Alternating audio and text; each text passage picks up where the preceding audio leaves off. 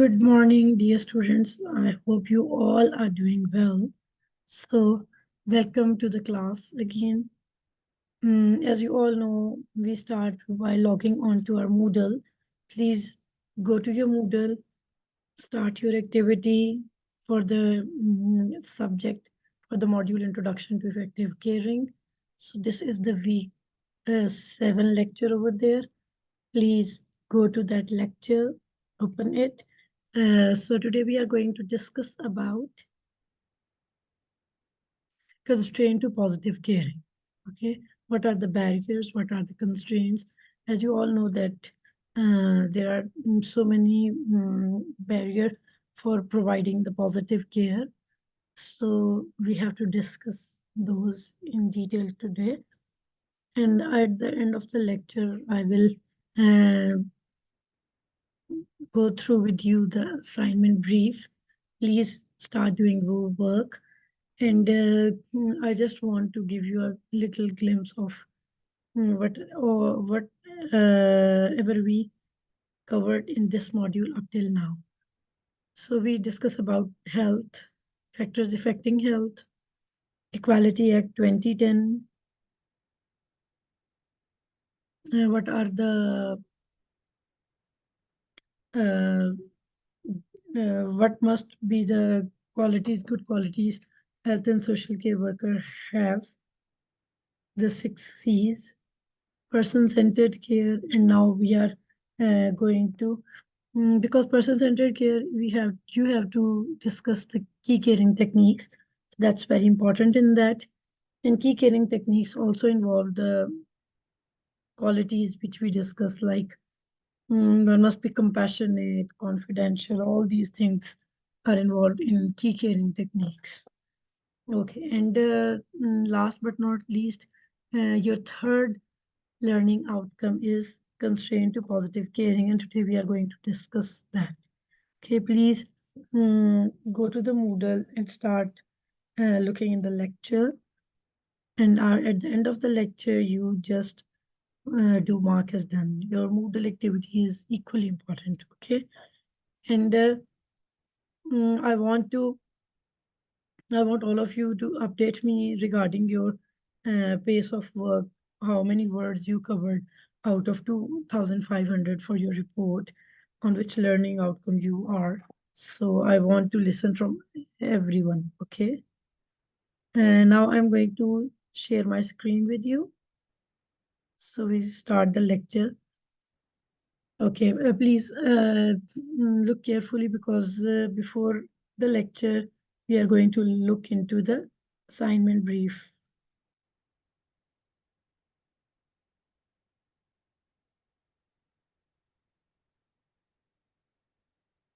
Okay, so as you all know that it's a report, the assessment task for your this module, Introduction to Effective Caring, is report of 2,500 words, which must have in-text citation and referencing list at the end. So I'm again going to repeat for you is like 2,500 words are excluded from the reference list. Reference list is not included in that. You have to write in third person, no first person. Okay, so total word count 2,510% leniency above and below. You will be given marks out of 100. Passing marks is 42. Okay, so what you have to discuss in this, and as I told you in the last lecture, the report, academic report ideally have obviously title, table of content, introduction, main body paragraph, which has all these 3 learning outcomes. At the end will be the conclusion, and after conclusion, your referencing list. Outline factor required for individual to have a high quality of life. Describe key caring techniques. Outline constraint to positive care. Okay. So these are the 3 learning outcomes. You must have to discuss all these 3. Okay. Now we are going to start the lecture. for today. Before going to constraint to positive caring, we will look in what is healthcare and what is social care. So healthcare is related to treatment, control and prevention of a disease, illness, injury, or disability or deformity. Okay. It's particularly when your interventions involved. Either it may be like you have to prevent from any outbreak, disease develop, how you have to treat it, and if there is any pandemic or epidemic, so how you have to control it. This is healthcare. Healthcare involved actually the medical interventions. Either it will be pharmacological intervention, non-pharmacological, whatever these, okay? Treatment, control, and prevention of disease, illness, injury, disability, deformity. And social care actually involve the assistance. It's the assistance of daily activities like maintaining independence, social interaction, enabling the service users to play a full part in the society. Like you are working for their independence, helping them to do their daily activities and making them to resume their independence and giving them the chance to add something good in the society. Okay. And literally, sometimes it's difficult to demark or make a marcation between healthcare and social care. It's actually lies among each other, lies to each other, so that it's a very thin line between them. So you don't say that, okay, it's only healthcare is in this sector and not the social care. It's actually combined and connected with each other most of the time. That's why it's health and social care collectively, and your degree is obviously named after it. So, what is positive caring? It is actually establishing an individual's care pathway for each individual based on their wishes, whatever they want. Actually, positive caring is, if we can say, it's a person-centered care. Your care plan must be according to the wishes, needs, demands of the person. It is very specialized, individualized, and customized care plan. So, person must be put in the center, helping them to prevent their disabilities in a specifically updated, adapted settings. Okay, so promoting empowerment to the individuals in care. So you empower them, same like in person-centered care, we give them the opportunity to decide so many things for themselves. Same is the way. For example, as we look into the person-centered care model or the theory given by a psychologist, it's like having empathy. So the kind words, listening ear, and honest compliment. Congruence is also there as well. And the genuine or the trustworthy of the caregiver. So you have to keep that model in your mind, like a kind word, listening ear, and honest compliment, the smallest act of caring, they impact in a very broad way for the good for achieving a high goals for your service users, providing care that is respectful of the patient's need and preferences and allowing those values to guide care decisions. Okay, so what are the constraints? This is positive caring. Like you are providing your service user care, whatever is required for them for their rehabilitation. And what are the constraints to these positive caring? NHS have outlined in 2017 some of the constraints they are facing over the years. The biggest is financial instability, changes in government policies,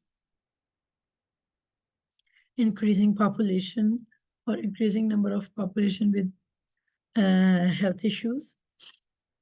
On the side of the patient, uh, mm, or even the caregivers, language barriers, effective communication, disability, or lack of adequate information. Please look very closely, like you have to write down about these. So you have to search these. These are actually the bullet points or the idea we are going to give you. For the language barrier, you can even add the examples in it, because language barrier is the biggest thing which hinders for positive caring. If you can't convey properly, you don't develop a trustworthy relation with your clients. So effective communication also relying on language barrier. And obviously, if there is language barrier, there is no effective communication and there is lack of information automatically. And on the side of caregivers, healthcare workers, it's like demotivated, overworked, exhibiting negative attitudes towards the service users.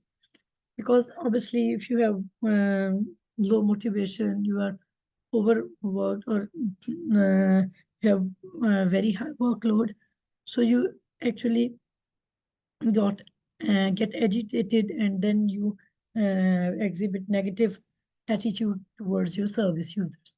So distance and transportation, sometimes shortage of healthcare professionals and resources, gender, race, social class, and prejudice. Overcoming, how we can overcome all these positive care barriers to positive caring. First of all, understand, be dignified, be respectful, whatever the condition is, how much you are work overload. Whenever you are you encounter the patient, try to be more empathetic and kind. Just listen to them, what they want to tell you. And sometimes you just have to recognize what they are going through, because most of the people who are presented to the health and social care workers are in extreme pain, uh, debilitated, and they have so many uh, psychological issues, mental issues. So just try to be empathetic, non-judgmental, and try to be more dignified and trustworthy. Involvement and participation of people with care and support needs, their families, carers, and advocates is essential whenever the practice and subject of the person's wishes and confidentiality obligations. People must be treated with compassion, dignity, and kindness. Positive relationships between the people who deliver services and the people they support must be protected and preserved.